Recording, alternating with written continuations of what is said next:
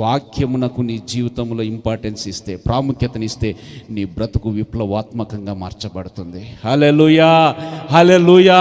ఇందాక చదివినటువంటి కీర్తనలో ఉంది, అయ్యా నా పేరును వృద్ధిలోనికి తీసుకొనిరా, నా పేరును వృద్ధిలోనికి తీసుకొనిరా. ఉందా 71?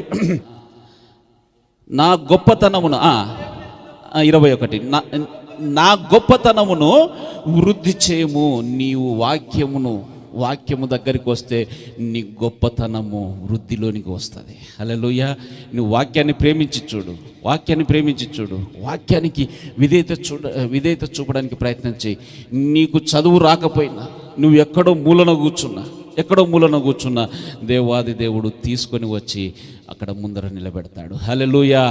వాక్యమును ప్రేమించడం ప్రారంభించు. నీకు ఆదరణ, సమాధానము, నెమ్మది, అనేకమైనటువంటి దీవెన, ఆశీర్వాదము, నీ యొక్క పేరు వృద్ధిలోనికి వస్తుంది.